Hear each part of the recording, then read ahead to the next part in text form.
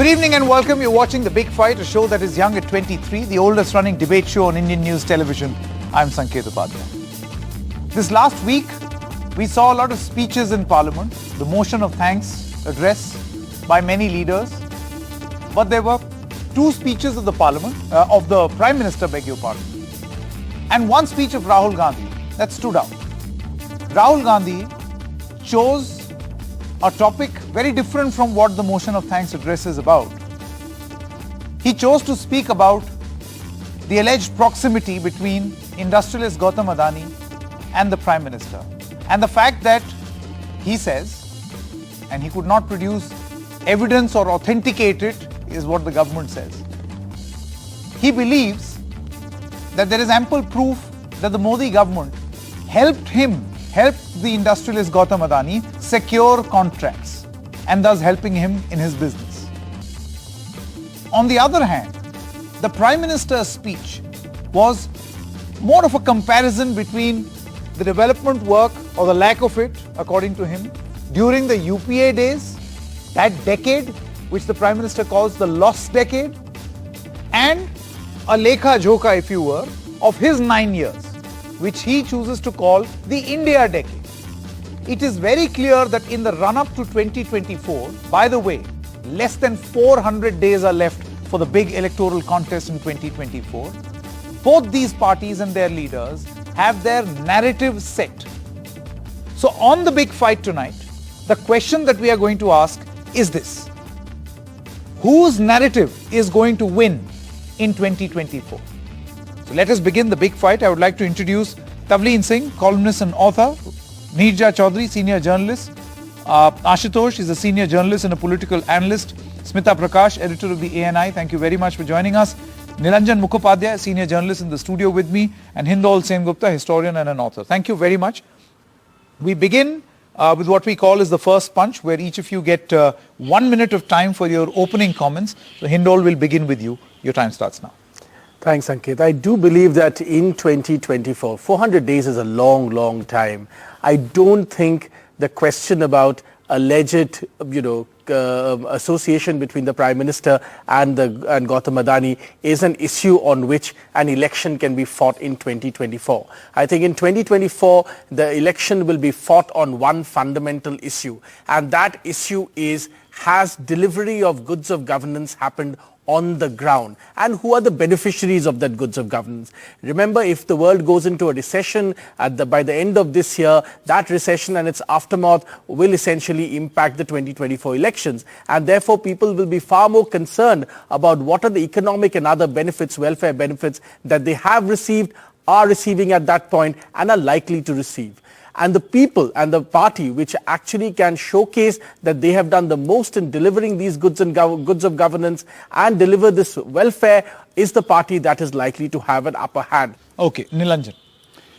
I don't think that it is yet correct to say that both Mr. Modi as well as Rahul Gandhi have got their narratives and settled the issues on which they are going to go and seek votes in the next elections. Okay. I think it is still in the process of making.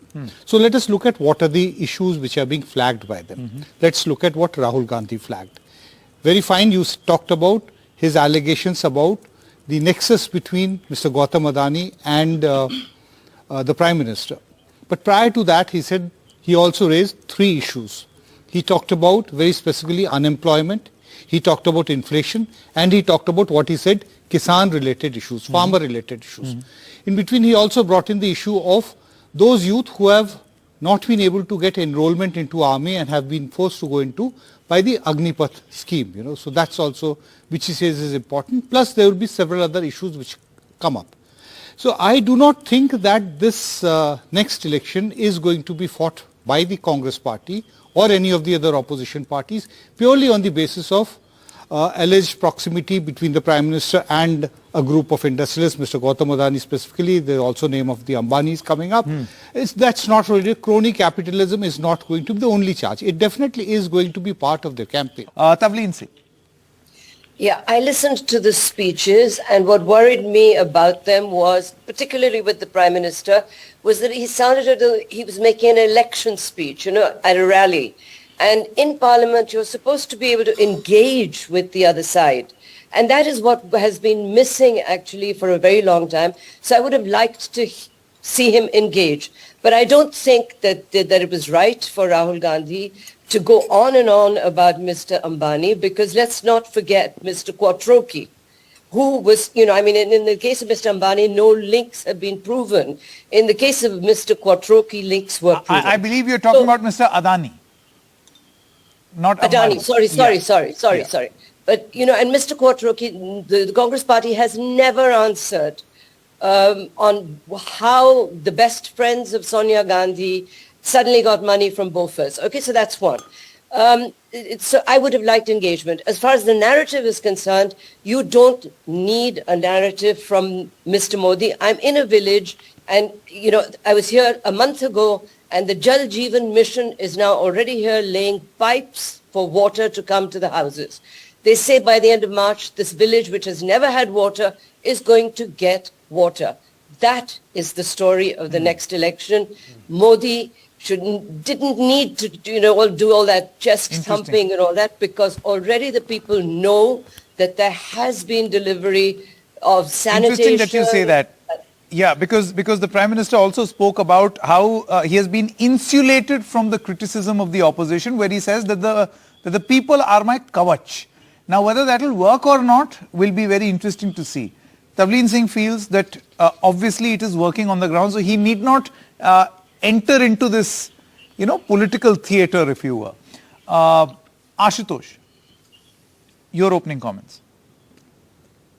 See, Sanket, I'll say four things. First of all, I'm not an astrologer, so obviously I will not predict what is going to happen in 2024. It's too early. Second point, I think after 8 years, or you can say 9 years, first time that Rahul Gandhi has emerged as a real challenger to Mr. Modi. And there are many people who will not agree with me, but I firmly believe into that.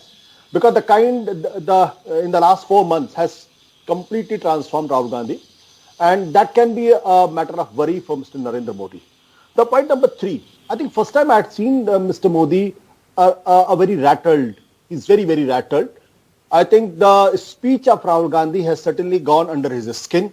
And this is an issue which Mr. Modi would like to wriggle out of it. Because first time somebody has point blank told him that he had done something wrong and he has no answers. Smita Prakash. Well, I think, Sanket, I agree with Hindol when he says that it's too early to call. I think we can't even call the 2023 state elections because even there's a lot that could change even in those elections. As far as Rahul Gandhi is concerned, I tend to agree that he's flying high from the success of the Yatra. And why do I say it's a success? It's because it for several factors. One, it got media attention, no doubt, every morning, whether the newspapers or the television, everybody was talking about what he was saying, what he was doing. The photographs, everything was done to perfection as far as the imagery is concerned. It also changed the perception that this is a party which is lackluster, it is disintegrating, it is falling apart, and rigor mortis has set in. All that changed. But having said that, I think Modi still has the narrative firmly within his grip. People still listen to him when he talks about schemes and they buy into his promise, which is what we saw in the state elections, because that's the only way to gauge whether who has the narrative is what the electorate are, how they are voting, because the Labharti vote is still going to the BJP, those who benefited from the jobs, like free ration and free livable houses and things. So this whole pyar ki rajniti, pyar ka dukan, all that sounds good, but actual deliverables is what matters. As far as the allegations are concerned which were made in Parliament, now there are institutions which are supposed to investigate the matter, and I think that's where it will end. Ashutosh says that reality doesn't matter but perception matters. I tend to disagree, because if that was the case, then why does the same person say that authentication matters? If you need authentication from the government or from the BJP about whether the benefits have reached the people, then you need authentication to the allegations made by the Congress. Okay, sure. Neerja Chaudhary. I think the duel between the Prime Minister and Rahul Gandhi earlier this week has really sounded the bugle for the 2024 elections. I'm using a cliche, but that's really set the stage. because there were charges, very serious charges by Rahul Gandhi, and when the Hindenburg report came, it seemed that the BJP government under Narendra Modi was probably facing the most serious challenge of its 9 years, much more than demonetization or GST or several other things. So, but the way the Prime Minister fought back in the Lok Sabha and the Rajya Sabha, you know, he talked about the faith of the Janta in him, the Janta, as you said, being the kavach, the shield for him, winning elections, also raking up all the scams of the UPA period, scam after scam by name.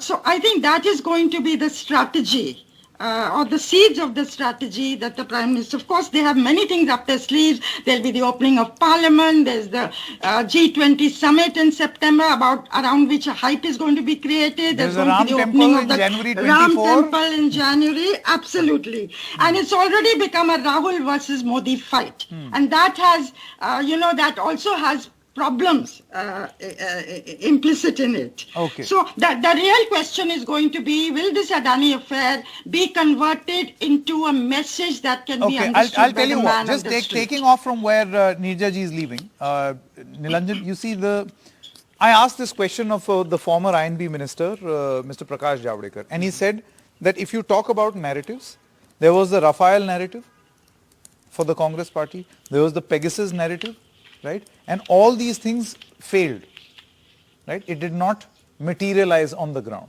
Similarly, this also will not, because this is the private affair of an individual company or an industry. It has nothing to do with the affairs of the government.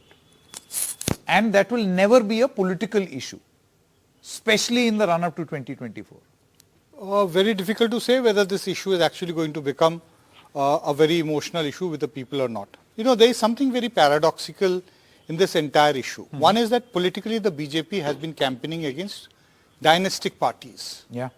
Yet, on the other hand, it is being accused of promoting family-held businesses. This is the basic charge, that possibly Indian capitalism is going through a backward slide as far as the emergence of non-family businesses which came out in the previous decade, the so-called lost decade. Possibly they are coming back. Once again, the family-held companies, not just one or two, but maybe several others, are also staging a comeback.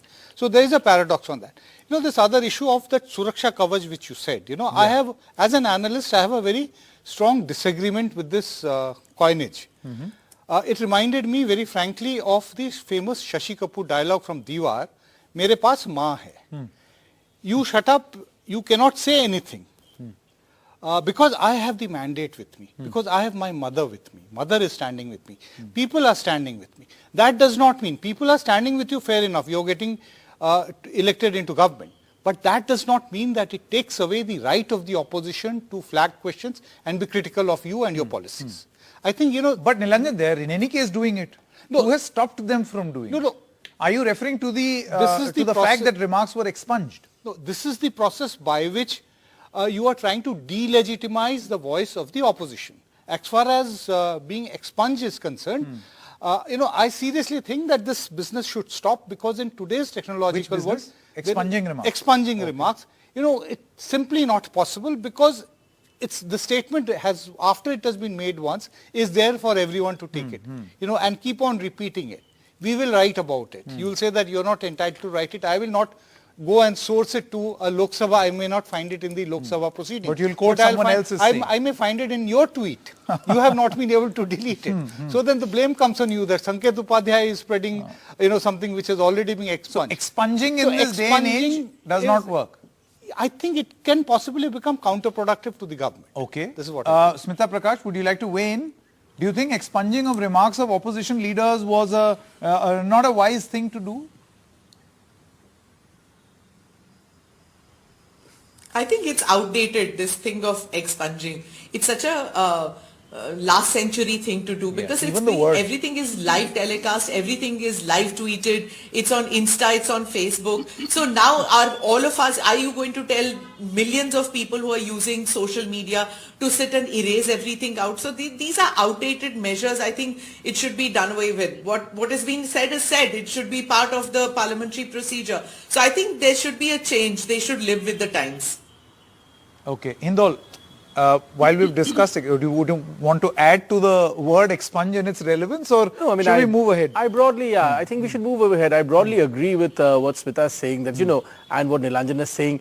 You can't really expunge anything in today's day and age. Once something is said, it's out this there. is more for the record, that in parliamentary records, But we have to ask the question, what really is the record finally? Yeah. Is it really those dusty documents somewhere in Parliament, or is there a broader public record today? And that is the more sort of legitimate record for researchers in the future. Sure. Right? And what about this point that Ashutosh was making, that if authentication is so key for a parliamentarian when he speaks in Parliament, where he enjoys protection, right? Because whatever an MP says in Parliament, he enjoys certain amount of protection. Will the same rule not apply to the treasury benches as well? The rule of authentication should apply to everybody in general, but I'm not sure His anybody... point was on calling 2004 to 2014 the lost decade. But was I it think really that's, a lost decade? Yeah, but I think that's really that's just political rhetoric, I mean, obviously the treasury benches will say this part is a lost decade. Rhetoric on the part of the Prime Minister? Of course, and this is political rhetoric. I mean, you could say this is a lost decade. Now, some parts of it were indeed lost. You were a journalist. I used to be a journalist in those days. Some parts of it was, written by scams. Some parts of it, there was the great policy paralysis that we used to all talk about, and so on and so forth. Now, I'm sure, Mr. Modi and his party has a different response to that, and the Congress will have something else to say. I think this is slightly futile. I am actually far more concerned that clearly, as evidence from parliamentary procedure in the last few days, the standards of what can be said in Parliament is sinking further and further. And as a Bengali, I was appalled because it was said by a Bengali member of Parliament that I am appalled that the level has come down to such a gutter level, discourse, that you are actually able to say abusive words in Parliament, which you cannot probably even say. People wouldn't say in normal discourse outside. So, and if that's the standard of our political discourse, then it's very sad.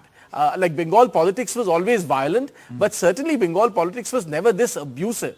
And I'm really saddened to see the kind of language that has been used in Parliament. At least it matters to me. I mean, it may not matter to hardened, political analysts, but it certainly matters to me, and I felt very bad.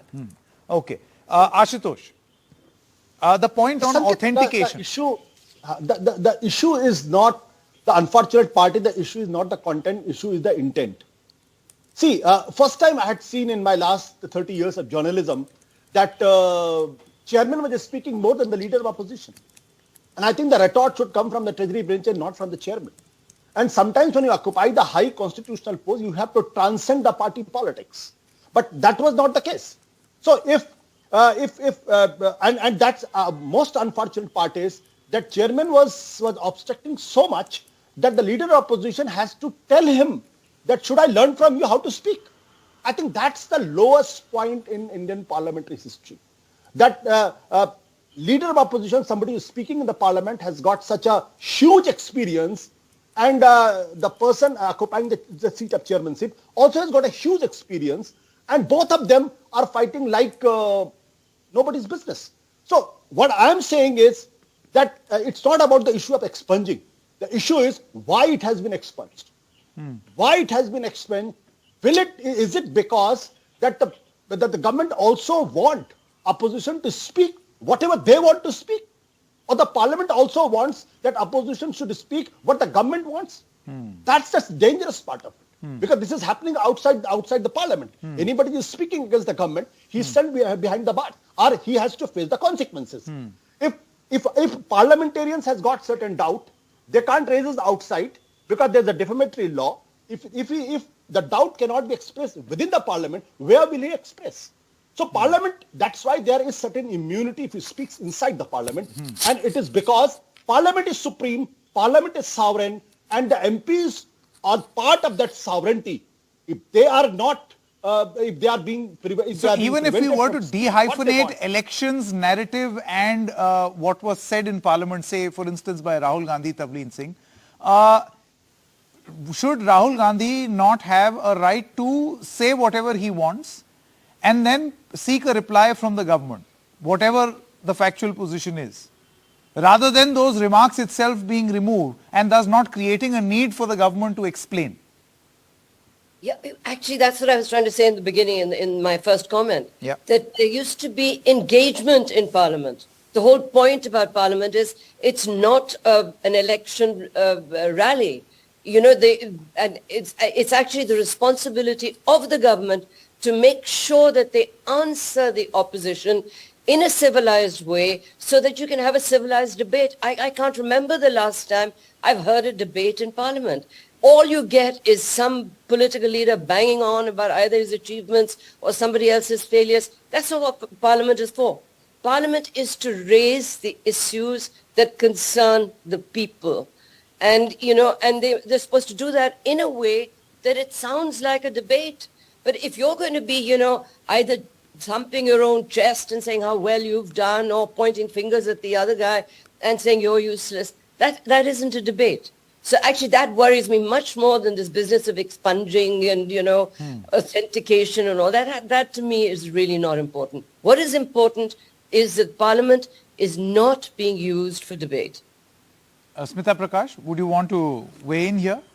That the fact that obviously an attempt was made by Rahul Gandhi, the attempt was to ask questions about a certain issue which he would not have been able to, or the political party may not have been able to, simply because inside Parliament he enjoys that protection.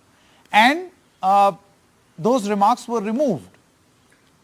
And thus a culture of debate is at a risk. Well, I think I tend to agree that the parliamentary standards have gone down. I hate being the journo auntie who says it that oh बहुत खराब हो गया है parliament. पहले बहुत अच्छा था. I don't like making those kind of comments. And TV debate कितने खराब हो गए. पहले के ज़माने में बहुत अच्छा हुआ करते थे. I don't want to be one of those who says that. But yeah, the earlier parliamentary debates used to be interesting. They were content filled, and certainly in Rajya Sabha you didn't hear that ghastly word which you heard yesterday. And it's not a question of Bengali or non-Bengali. I think it just didn't sound good. But to come back to whether the debate, what Neerja said, you know, Neerja just said that this is the biggest challenge that the Modi government has faced so far. I tend to disagree. I don't think it is as big a challenge as, say, probably the Rafale allegations were. When I talk about the challenge in the sense this Modi-Adani nexus that Rahul Gandhi was talking about, I think the Rafale allegations were a bigger one because it involved a defense purchase. And it was one purchase, yes, as compared to the other allegations which were made. In spite of that, the parallels with Bofors, which saw Rajiv Gandhi's dream run ending, I think that was a bigger one. And it was even bigger, I think it was, Rafale I think was even as big or bigger than demonetization. The Congress has decided to make this issue the main issue in 2023. I think they're going to try and run this as the major issue of 2023 in the state elections. If it works, then it goes on to 2024. And the fact that Mahua Moitra has tried to spearhead this affair means that the TMC is on board as far as this whole Adani campaign is concerned of Rahul Gandhi. So even though there is no united opposition in place, I think the Congress set the agenda and the others are following. Neerja Chaudhary, let's talk about messaging, and I want to quickly come back to the main issue of discussion here. On 400 days left to 2024 elections, which Hindol says is a lot of time, I would say it's very little time also, because for an election that huge, the last year is considered as the lost year, you know, in that sense. After the Ram temple is inaugurated. Okay. Neerja Chaudhary, you see, do you feel that there is a messaging disparity between these two parties?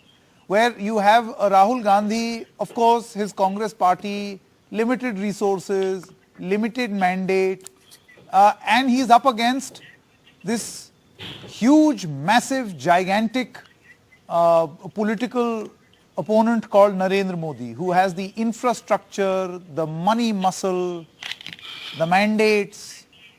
So do you feel that there is this disparity in the messaging also? Look, in 1980 elections, Indira Gandhi was asked the question, what is the message of this election, by one of the foreign journalists? And she said, I am the message. 2024, it's Narendra Modi, the message. Now, the mandate, the elections he's won, everything that he brings on the table, strong leader, tough leader, who's created a whole category of Labhartis, what he's done for people in terms of money coming into his hands, him being an OBC, Hindu Hriday Samrat, a nationalist, it's a cocktail. But it is Narendra Modi. He's going to be the message of 2024. On the other side, as I said in my opening comments, that the last days have pitched this battle again as a Modi versus Rahul. And after the Bharat Jodo Yatra, much more so, and the Congress party will want to project Rahul to take on Narendra Modi. Now, where does this leave the opposition? Will they accept Rahul Gandhi openly or tacitly to be the leader of the opposition in that battle next year? Very unlikely as things stand unless something dramatic happens in the coming weeks. So, and as far as strategy in terms of the issues they will use, as I said, they will use the opening of Parliament, Ram Temple, the G20 summit, and the hype again around it, 200 events all over the country, the world leaders coming to Delhi, being, with Narendra Modi at the center of it. So they will use everything in the book. But the essential message is... And Modi also wherever himself. there is Tavleen Singh, I've noticed another thing about the Bharatiya Janata Party. If everything's fine, yes, this is the grand messaging, the machinery which has worked. And if something is not working, then you insulate Narendra Modi's image from the faults of, say, local leadership. Like Himachal mandate was not to do with Modi's popularity, but local leaders did not deliver. That's politics. But as the journo auntie who remembers things from before, I remember a Congress party that existed in every village in India, the Sevadal. And I think you're making too much out of the effect of the yatra because nothing has been left in its wake.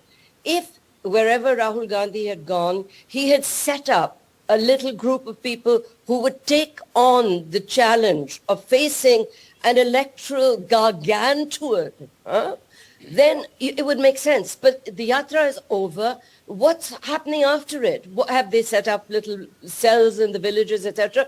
Because the Congress Party's real problem is not that it lacks a leader. The leader is Rahul Gandhi. But does it have the infrastructure to take on this huge machinery that they're up against? Hindol wanted to come in. Yeah. No, look, I mean, Neeja ji was just saying that in 2024, Modi is the message. Well, I remember in 2024, Mr. Modi was asked, Mudda kya hai? And he famously said, Mudda kya hai? Modi hi mudda hai. Right? And indeed, that election too was all fought about whether, he should be Prime Minister, not Prime Minister, and so on and so forth. So that has been a standard. It's the way Mr. Modi's politics works. It works on this idea that he's somebody who can deliver on the ground, and he's the answer in a sense to many issues. But I agree with Tavleen Singh on one critical thing. You see, if you look at many of the numbers and the schemes that are on the ground, I mean, this entire Pasmanda thing came up, right? If you look at the numbers in Uttar Pradesh, Pasmanda Muslims are one of the biggest beneficiaries of housing made by government. This is just one instance. There are countless instances. Tavleen mentioned this entire thing about Jal Jeevan Mission. Yeah. A lot of people, especially sitting in Delhi, forget that people also vote, not just because of emotive issues, but actually because of the welfare and development they've received. Now, we may debate how much it should have been more, it should have been less, but in many cases, what they've received finally, tilts them towards a particular political party. We have seen this in the past with LPG. women vote in LPG. All of this has been mapped in the past for states where a large number of women received LPG cylinders and connections and how that vote changed. So all of this, there's a gigantic delivery mechanism at the grassroots. We can keep debating whether 100% of everything has been done or not. Perhaps 100% can never be done. But all of this has an impact. And if we look at those numbers... Which is why, Hindol, I asked this question. Which is why he's saying the people are my covers. You see, here is the thing. Narendra Modi, and there's a reason why I call this the Modi, Modi's top-down narrative, which he wants. I think this is a very clear message, not just to the opposition, but even to fellow BJP leaders, that don't concentrate on Besharam Rang or some movie or protest. Concentrate on the work. You've got 9 years to, 9 years to take to the people. So do you feel that this is that important message which he is trying to deliver with the help of these speeches, not just to the opposition, but even the BJP leaders? Not just the BJP leaders. If you look at what Mohan Bhagwat is doing with the RSS and the outreach that's happening with Muslims, look, everything comes to a pivot, right? We are now in 2024 onwards, whichever party wins. It's a different India from 2014. This India must pitch itself as a rising power. It cannot pitch itself as a rising power with incessant, problems at home. Some of these problems have to be resolved and the conversation has to move on. And therefore, Mr. Modi is right in telling his own colleagues that instead of wasting time on some shot in some movie, there is a lot more they can talk about and ought to be talking about. Now, imagine this message has been given, Nilanjan, not once but twice by the Prime Minister, no less. One in the National Executive and then in the Council of Ministers, which means very senior ministers were recipients of this message. No, that is concentrate on the work. No, that is to concentrate on the work.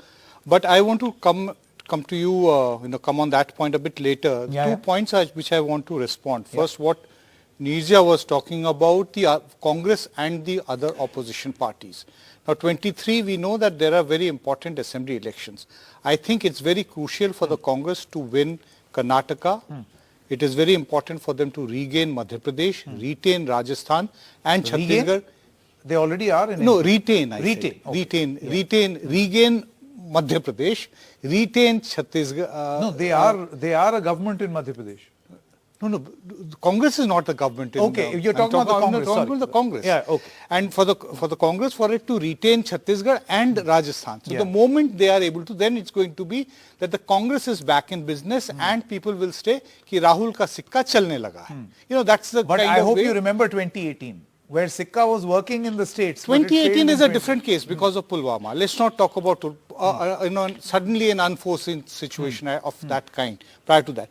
The second is, I think, there is a misreading about the initiative of the BJP and the RSS towards Muslims, be it Pasmanda, be it what, meeting select 5 or 6, important Muslim people. The basic problem is that you cannot have a community outreach till the time you keep on saying that you're fine to follow your own faith, but you have to accept the fact that you are a Hindu. That is the basic thing. That Hindu is a culture, it is not a religion. So everyone in this country is a Hindu. There are very deep-seated ideological issues, which actually keep out the Muslims away from the RSS and the BJP.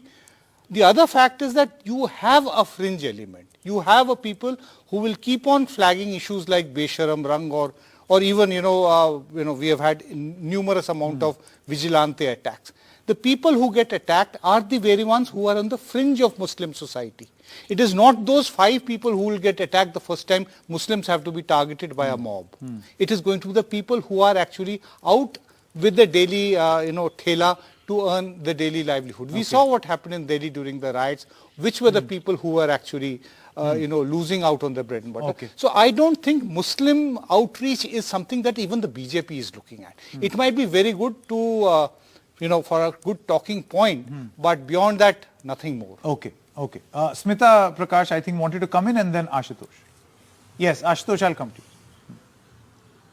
Should I speak? Yeah, when Tavleen says that what after the yatra, there are lots of people who are asking that. True, what after the yatra? Have people got rejuvenated? The thing is that the yatra was to awaken the cadre in the party. Now the cadre has to get, the politicians in the party have to get it going at the district level. Can they? The point is that it's the only party in the country other than the BJP which is present at a national level, at the district, village, booth level. No other party. So today if Mamata Banerjee was to take out a similar kind of a yatra, no point. Because if one, it would be too late before 2024. Two, the party is not there. Even Aam Aadmi Party is not there. It's the only one who can mount a challenge today is the Congress Party, which is why the yatra will work only if now the benefits are transferred by the political party, by the politicians in the party to the cadre level. I think they have got rejuvenated and they will, I think, work better, as it was just pointed out by the earlier speaker, in the states that really matter to the party, which is Madhya Pradesh, Karnataka and Rajasthan. These are the three major states which will be the barometer to see whether the yatra worked at the cadre level. That and the money, the fact that they spent supposedly about 100 crores, that means that the kitty is full up. Where the money is coming from, wherever it's coming from, that means they have the money to fight an election if they had the money to bring that yatra into fruition. Okay, Ashutosh, you wanted to comment. See, I want to make 3 points. First of all, BJP is brilliant in terms of creating a narrative. This narrative of Labharti is one of them.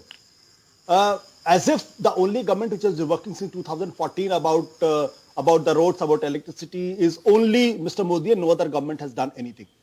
I think the time has come and the relative data should come into the picture. How many houses were built by the Congress government and how many houses has been built by this? How many null has been created by this government and the other government? If that comes out, then probably the truth will be out and whether it really works.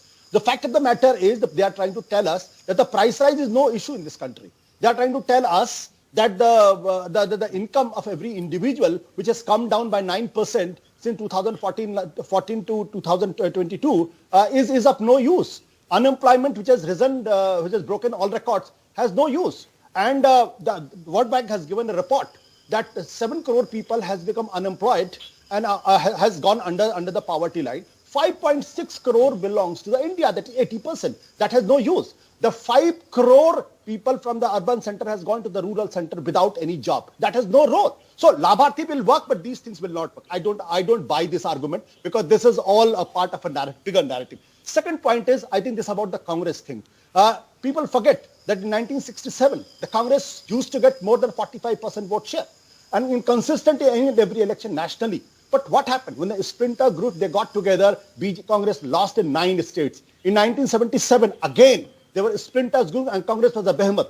The Congress lost. In 1989, so you look at the pictures. I think it is BJP has always been powerful in terms of organization, but organization has been winning elections for them. If the RSS has been winning elections for them, then the BJP would have formed the government in 1962 and 1977 itself. The fact of the matter is that the Congress has lost the credibility. This yatra has given them back their credibility up to a certain extent. If that is the truth, then there is a clear-cut 63% of the population who has been opposed to the Modi and the BJP. If out of their 63%, if a majority of them comes together, then there is a problem for Modi. Yeah, you see, Tavleen Singh, as I come to you, we asked this question of Mr. P. Chidambaram, I think a month ago. I think exactly on the day when Mr. Kharge took charge. And he said that there are two arms of any political party if they want to be a victor in the election. One is the political mahal. I mean, he didn't use the word mahal, I'm using it. And the other rail is a strong organizational structure. You can't just create the mahal and not have an organizational structure to take that mahal forward. And to that extent, on this channel, he said, I feel that the Congress party is lacking. We are not up to the mark as far as the BJP is concerned. He's dead right. Because, Smita is right that the Congress party is the only other national political party. but its structure is broken because there's been darbari politics for too long in that party. You know, you got a ticket if you went to the darbar. You didn't get a ticket if you did well in your constituency. So they had to change that. And the point I wanted to make, just a small point on Muslims. If the Congress party has not been able to win back the Muslim vote after what has been done to Muslims in the past, in the second tenure of Mr. Modi, then the Congress party really needs to be ashamed of itself. Because, you know, the Muslims have been targeted. We all know this. The Congress party has somehow not managed to consolidate that huge vote bank that was always theirs. So, you know, I mean, the reason why Pasmanda is coming in Bohras is that the RSS and the BJP leadership has understood that they haven't been able to keep that vote bank consolidated. And that really speaks very, very poorly for the Congress party. Okay. Neerja Chaudhary wanted to come.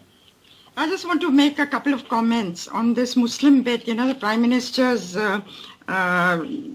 edict to his party people not to raise issues, trivia about films. You know, the kind of response that Pathan got of Shah Rukh Khan,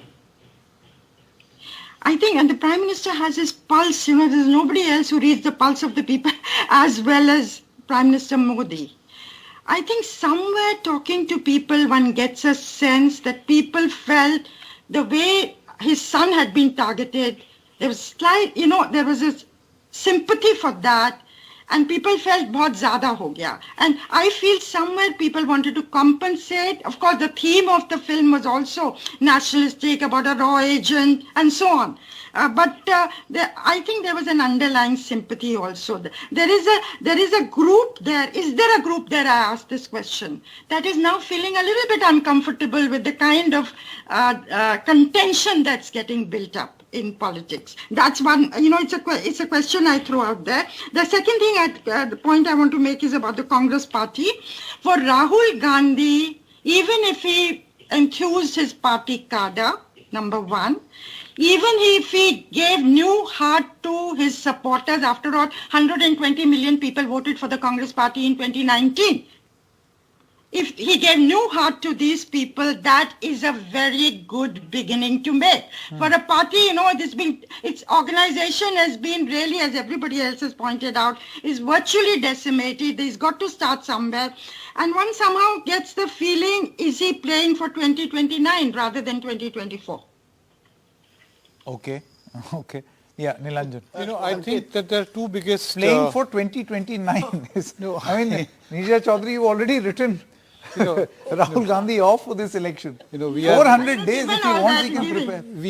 We are speaking in the middle of a test match going on. No point. I don't think any batsman should prepare for the second innings before playing the first I think there's a very interesting thing that, I mean, pardon me if I'm quoting him incorrectly, but a former Prime Minister once said, in the long run, all of us are dead. Yes. So, this is too much of a long run. That is true. Yeah. That's true, but given the situation. Two things which I think are very important for the Congress. One is that they have to somehow or the other get over this general feeling, even among those people who are a bit upset.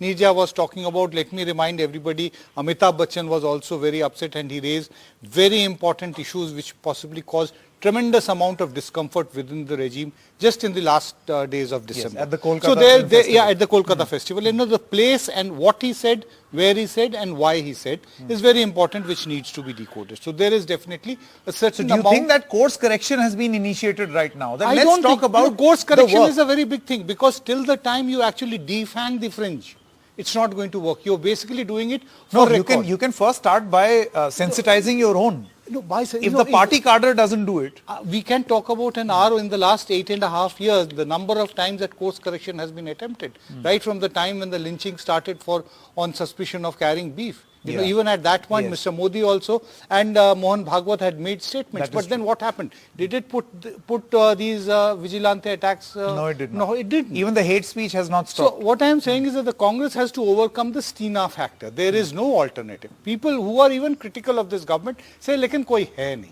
That is what is the problem. The second is that the opposition has to, this is where the Congress comes into play, that they have to ensure that out of 543 constituencies, they have to maximize the number of one-to-one contests in 2024. Okay. For that, the Congress has to, because I agree with what Smita was saying, that the Congress is the only party besides the BJP which has a national footprint. So the Congress has to actually emerge as the fulcrum. For it to emerge as the fulcrum, Karnataka, Madhya Pradesh, Rajasthan, Chhattisgarh. I'll again reiterate, win those, only then look into the future. Otherwise, you might as well retire in the 24 election. Okay, okay. Quick closing comments, Ashutosh, and then Smita Prakash. See, Sanket, if anybody is thinking that Rahul Gandhi will be the Prime Minister in 2024, I think even the Rahul Gandhi and the Congress should not think about it. Because it's not about Rahul Gandhi becoming the Prime Minister or winning the election. It's about opposition, the entire united opposition.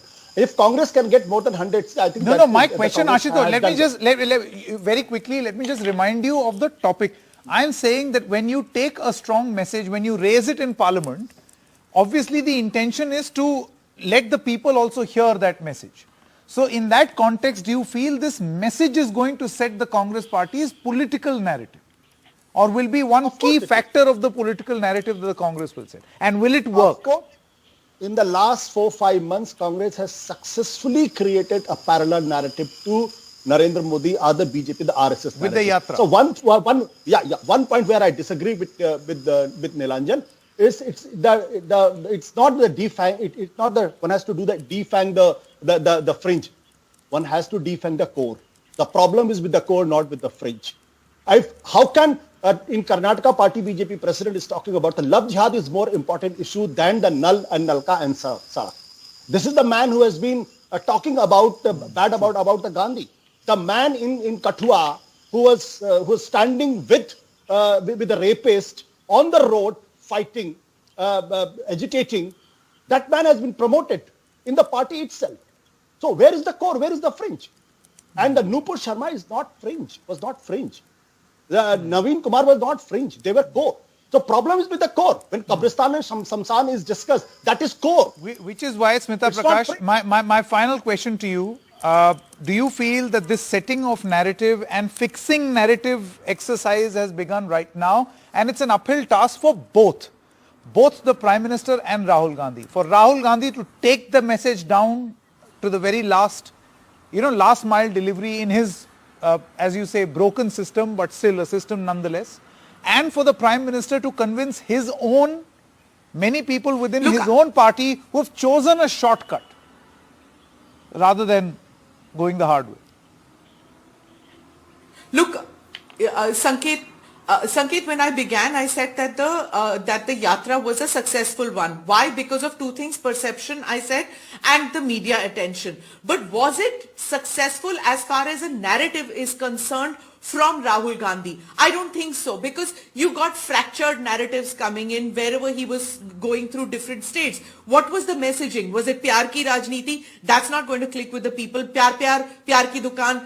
People don't want that. So what is the narrative? When you went to Kashmir, what is your position on 370? Will you redo that if you come to power and become Prime Minister? You spoke about Agniveer and you said everybody was saying Agniveer. You were angry with Agniveer. Will you tell those people who have been selected, if you become Prime Minister, that Agniveer scheme is scrapped and you were in the armed forces, now you go back to your villages? Will you do that? Can't understand. And he said Kanyakumari se Kashmir tak all I heard was Adani, Adani, Adani. So what are you going to do? So wherever Adani has airports and projects in your states, if you win the 3 states that Nilanjan was talking, will you scrap all projects with Adani? 400 days, yes. Very quickly. Tavleen Singh also wants to come. Just one thing. Yeah.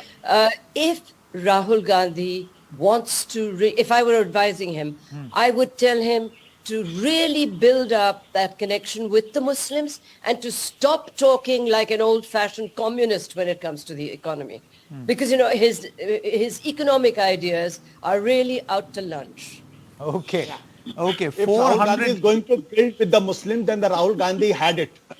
That's a open, you see, within his own party, you've got an AK Antony who's telling him, don't be seen as a Muslim or a minority-only party.